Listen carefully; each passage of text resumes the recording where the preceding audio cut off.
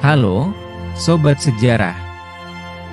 Selamat datang di channel kami, tempat di mana kita akan menyelami kisah legendaris dan sejarah menarik dari seluruh penjuru Indonesia. Dari kerajaan-kerajaan kuno hingga mitos yang masih hidup hingga kini, kita akan mengungkap cerita yang jarang diketahui. Jangan lupa untuk like, subscribe, dan aktifkan lonceng notifikasi, agar tak ketinggalan cerita seru lainnya.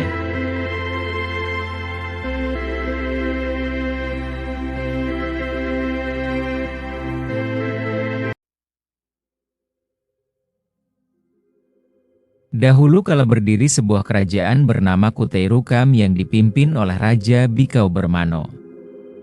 Sang raja mempunyai 8 orang putra. Suatu ketika, Raja Bikau Bermano hendak melangsungkan upacara perkawinan putranya yang bernama Gajah Meram dengan seorang putri dari kerajaan Sukanegeri yang bernama Putri Jinggai. Pihak istana kerajaan Kutai Rukam kemudian menyiapkan segala sesuatunya untuk melangsungkan pernikahan semeriah mungkin. Tibalah hari pernikahan Pangeran Gajah Meram dengan Putri Jinggai. Awalnya upacara pernikahan berjalan lancar. Namun, tiba-tiba saja terjadi sebuah keanehan. Pangeran Gajah Meram dan Putri Jinggai tiba-tiba hilang entah kemana. Saat itu keduanya tengah melakukan upacara prosesi mandi bersama di tempat pemandian Aket di tepi Danau Tes. Tidak seorang pun tahu kemana hilangnya pasangan itu. Sontak saja Raja Bikau Bermano beserta permaisuri menjadi cemas. Khawatir terjadi sesuatu terhadap putra dan calon menantunya, sang raja segera mengutus beberapa hulu balang untuk mencari mereka. Para hulu balang segera mencari di sekitar danau tepi, namun tidak juga menemukan mereka berdua. Akhirnya para hulu balang kembali ke istana. "Maafkan kami, Baginda Raja. Kami tak berhasil menemukan putra mahkota dan Putri Jinggai di sekitar Danau Tes," para hulu balang melapor. "Kalian tidak berhasil menemukan mereka?" tanya sang raja panik. "Benar, Baginda Raja. Kami sudah berusaha mencari di sekitar danau, tapi kami tidak menemukan mereka," jawab seorang hulu balang lainnya. Raja Bikau Bermano kemudian mengumpulkan seluruh penghuni istana. Di depan seluruh penghuni istana, Raja menanyakan apakah ada di antara mereka yang mengetahui kemana perginya Pangeran Gajah Meram dengan Putri Jinggai. "Adakah di antara kalian yang mengetahui keberadaan putra dan calon menantuku?"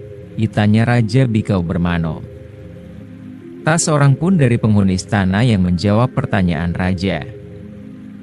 Semua orang hanya mampu terdiam. Dalam keheningan, tiba-tiba seorang orang tua kerabat Putri Jinggai dari kerajaan Sukanegeri menjawab, "Hormat hamba, Baginda Raja. Izinkan hamba menyampaikan sesuatu hal."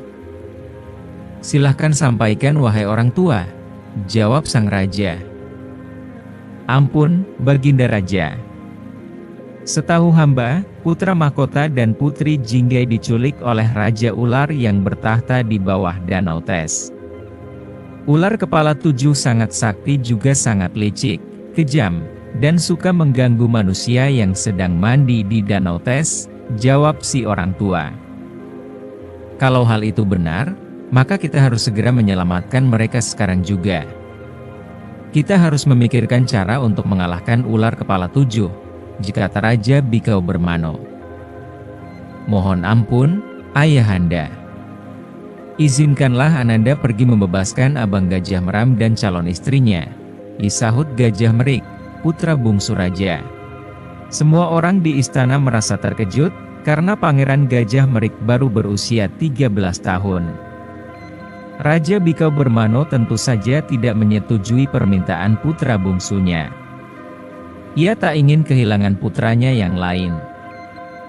Namun Gajah Merik tetap memaksa dengan mengatakan bahwa sejak ia berusia 10 tahun, hampir setiap malam ia bermimpi didatangi oleh seorang kakek yang mengajarinya ilmu kesaktian. "Baiklah putraku tercinta Gajah Merik. Besok engkau boleh pergi ke Danau Tes untuk membebaskan abangmu. Tapi sebelumnya engkau harus terlebih dahulu pergi bertapa di tempat Topes guna memperoleh senjata pusaka, ujar sang raja. Baik ayahanda, jawab Gajah Merik. Keesokan harinya, berangkatlah Gajah Merik ke tempat Topos untuk bertapa. Tempat itu terletak di antara ibu kota kerajaan Sukanegeri dengan sebuah kampung baru. Selama 7 hari 7 malam, Gajah Merik bertapa dengan penuh konsentrasi, tidak makan minum. Usai melaksanakan pertapaannya, Gajah Merik akhirnya berhasil memperoleh senjata pusaka berupa sebilah keris dan sehelai selendang. Keris pusaka itu mampu membuat jalan di dalam air sehingga dapat dilewati tanpa harus menyelam. Sementara selendang sakti dapat berubah wujud menjadi sebuah pedang. Selanjutnya, Gajah Merik kembali pulang ke istana dengan membawa kedua senjata pusakanya. Saat tiba di kampung Telang Macang, ia melihat beberapa prajurit kerajaan tengah menjaga daerah perbatasan kerajaan Kutai Rukam dengan kerajaan Sukanegeri. Karena tidak ingin terlihat oleh para prajurit, Gajah Merik langsung terjun ke dalam sungai, agar tidak ketahuan menuju Danau Tes sambil memegang keris pusakanya. Gajah Merik merasa heran karena tak sedikit pun ia tersentuh oleh air sungai. Awalnya Gajah Merik berniat hendak kembali ke istana terlebih dahulu, namun ketika melewati Danau Tes, ia berubah pikiran untuk segera mencari si Raja Ular. Gajah Merik kemudian menyelam hingga ke dasar danau. Tak berapa lama, ia berhasil menemukan tempat persembunyian Raja Ular Sakti. Gajah Merik melihat sebuah gapura di depan mulut gua besar. Saat akan memasuki mulut gua, tiba-tiba ia dihadang oleh 2 ekor ular besar. "Hai, manusia. Kamu siapa? Berani sekali kamu masuk ke sini," teriak seekor ular. "Namaku Gajah Merik. Aku hendak membebaskan abangku, Gajah Meram," jawab Gajah Merik. "Kamu tidak boleh masuk," cegat ular itu. Gajah Merik tentu saja tetap menerobos masuk. Akibatnya terjadilah perkelahian sengit antara Gajah Merik dengan kedua ular tersebut. Setelah beberapa lama mereka bertarung, kedua ular tersebut akhirnya berhasil dikalahkan oleh Gajah Merik. Selanjutnya Gajah Merik terus menyusuri lorong gua hingga masuk ke dalam. Setiap melewati pintu, ia selalu dihadang oleh 2 ekor ular besar. Namun, Gajah Merik selalu memenangkan pertarungan. Ketika hendak melewati pintu ke-7, tiba-tiba Gajah Merik mendengar suara tawa ular terbahak-bahak. "Hei, Raja Ular jelek. Keluarlah hadapi aku jika kau berani. Aku Gajah Merik, putra Raja Bikau Bermano dari kerajaan Kutai Rukam. Lepaskan abangku beserta calon istrinya, atau aku hancurkan istana ini," seru Gajah Merik. Merasa ditantang, sang Raja Ular pun mendesis. Desisannya mengeluarkan kepulan asap. Beberapa saat kemudian, kepulan asap itu menjelma menjadi seekor ular raksasa. Si Raja Ular mengatakan bahwa ia bersedia membebaskan Gajah Meram dengan syarat Gajah Merik mampu menghidupkan kembali para ular pengawal yang ia bunuh, dan Gajah Merik juga harus mampu mengalahkan si Raja Ular Sakti. Dengan kesaktian yang diperoleh dari kakek di dalam mimpinya, Gajah Merik segera mengusap satu persatu mata ular-ular yang telah dibunuhnya sambil membaca mantra. Dalam waktu sekejap, ular-ular tersebut hidup kembali.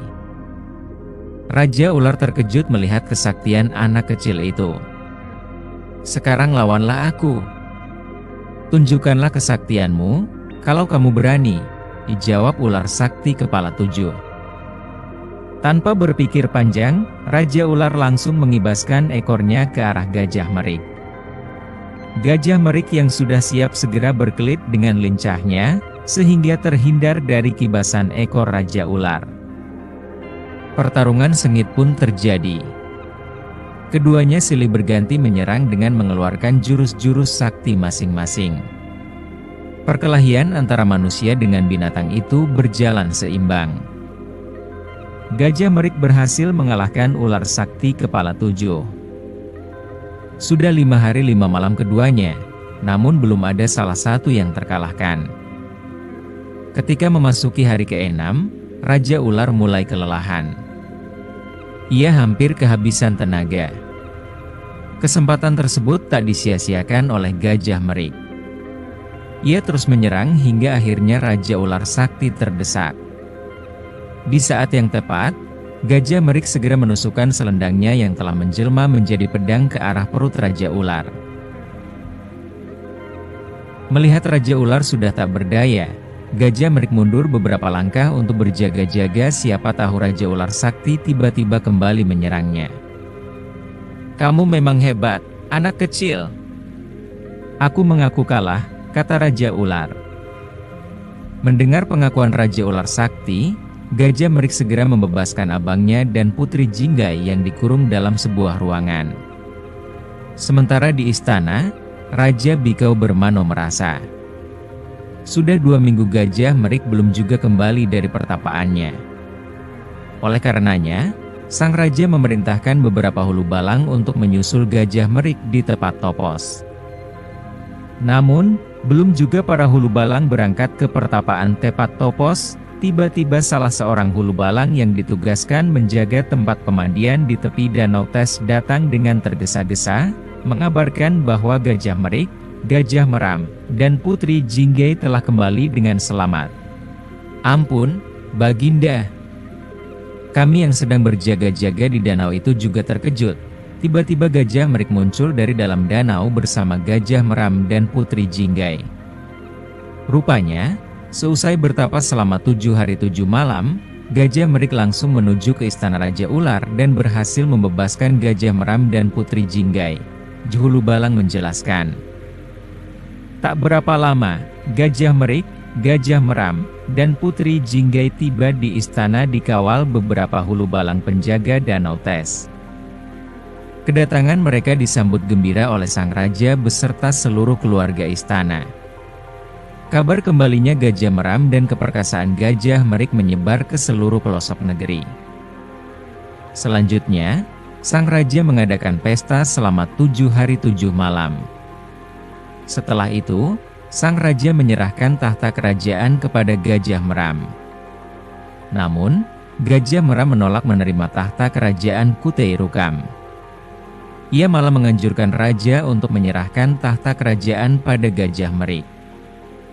Setelah didesak, akhirnya Gajah Merik bersedia menerima tahta kerajaan Kutai Rukam dengan syarat ia boleh mengangkat Raja Ular beserta para pengikutnya yang telah ia taklukkan menjadi hulu balang kerajaan Kutai Rukam.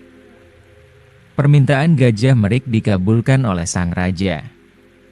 Akhirnya, Raja Ular yang telah ditaklukkannya diangkat menjadi hulu balang kerajaan Kutai Rukam. Legenda ular kepala 7 merupakan cerita rakyat Bengkulu, tepatnya Kabupaten Lebong.